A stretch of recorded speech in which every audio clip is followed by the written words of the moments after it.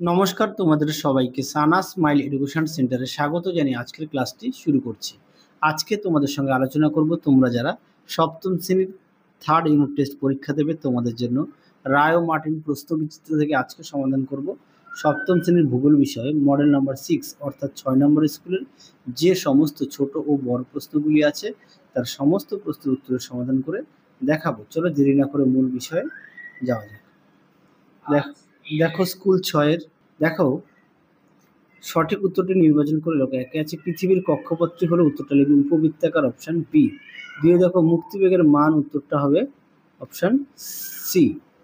তিনে দেখো জলবিষুব বলে চিহ্নিত করা হয় কত তারিখে উত্তরটা লিখবে 23শে সেপ্টেম্বর অপশন বি।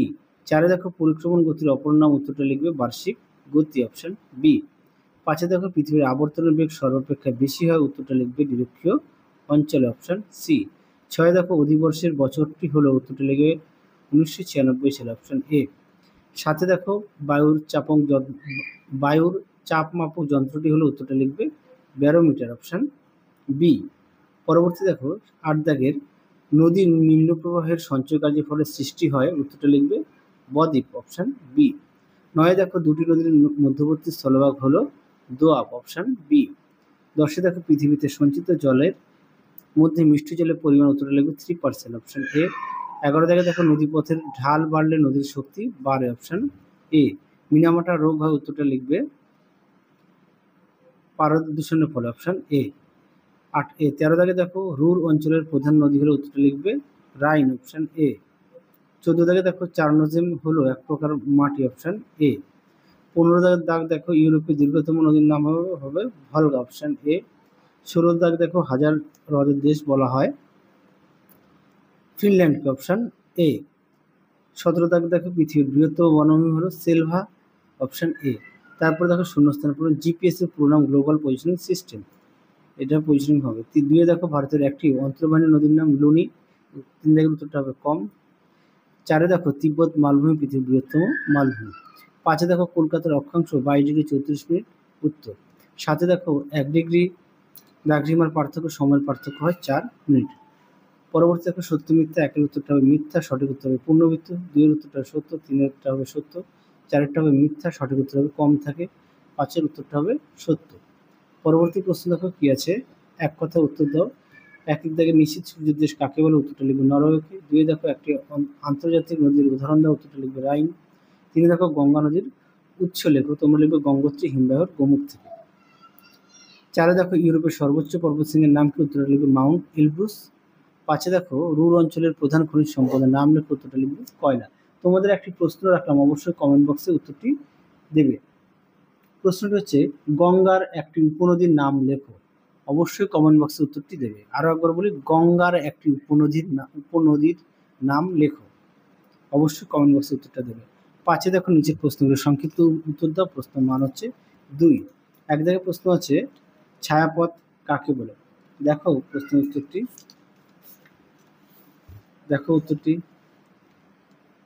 এখান থেকে এই অবধি লিখবে।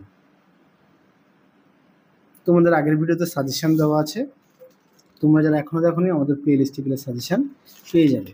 পরবর্তী প্রশ্ন দেখো 2 দাগের দ্রাঘিমা কাকে বলে, দেখো প্রশ্ন উত্তরটি এখান থেকে এই পর্যন্ত লিখবে, দ্রাঘিমা কাকে বলে।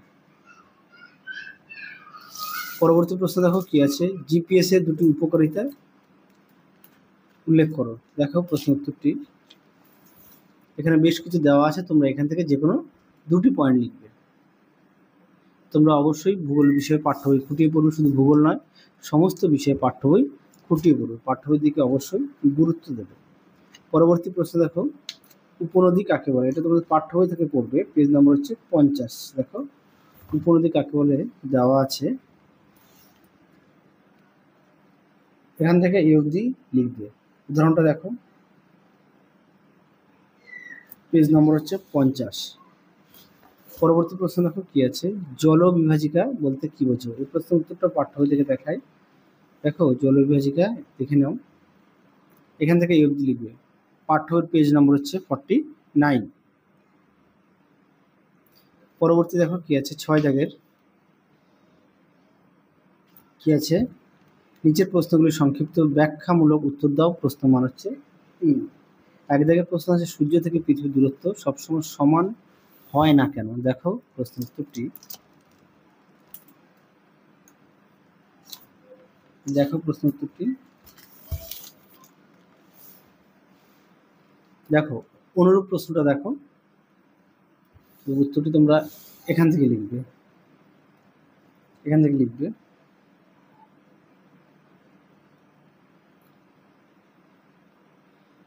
অবশ্যই পয়েন্ট দিয়ে লিখবে।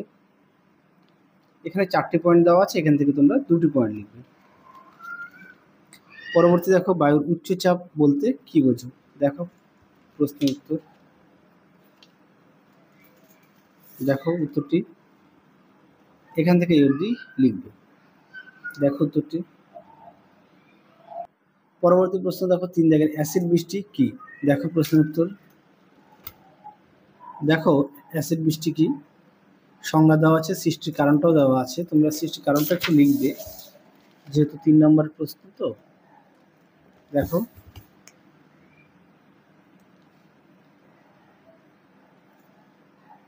একটু পয়েন্ট দিয়ে লিখবে। পরবর্তী প্রশ্ন দেখো কি আছে, ইউট্রিফিকেশন বলতে কি বোঝো? এটা তোমাদের পাঠ্য বইতে দেখায়। দেখো প্রশ্নের উত্তরটি এখান থেকে এই অবধি লিখবে। পরবর্তী প্রশ্ন দেখো,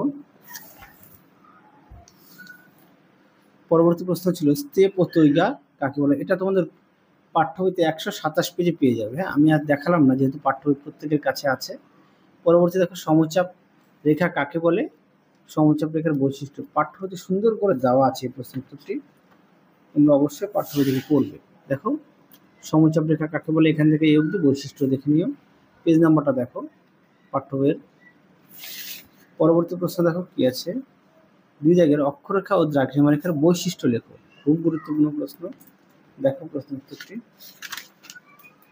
আচ্ছা, তোমরা পার্থক্যটা দেখা, আমি এখান থেকে তোমরা তৈরি করে নিয়ে লিখবে।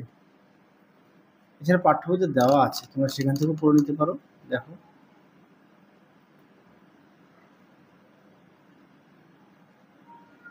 যদি আমি পার্থক্য দেখালাম, তোমরা এখান থেকে তৈরি করে নিয়ে লিখতে পারো, পাঠ্য বই থেকে পড়তে পারো। পরবর্তী দেখো 3 দাগের জল দূষণের কারণগুলি লেখো। দেখো প্রশ্ন উত্তর। দেখো জল দূষণের কারণ, দেখো প্রশ্ন উত্তরটি। দেখো অবশ্যই তোমরা পয়েন্ট দিয়ে লিখবে। এছাড়াও তোমরা তোমাদের পাঠ্য বই থেকে পড়ে নিতে পারো।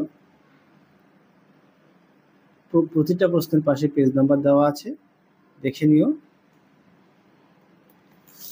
পরবর্তী দেখো 4 দাগের রুর শিল্পাঞ্চল গড়ে ওঠার কারণগুলি লেখো। এই প্রশ্নের উত্তরটা তোমাদের পাঠ্য বইতে পেয়ে যাবে 128 পেজে।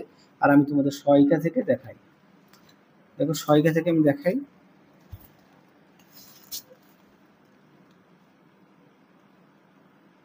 দেখো প্রশ্নটি, অবশ্যই পয়েন্ট দিয়ে লিখবে।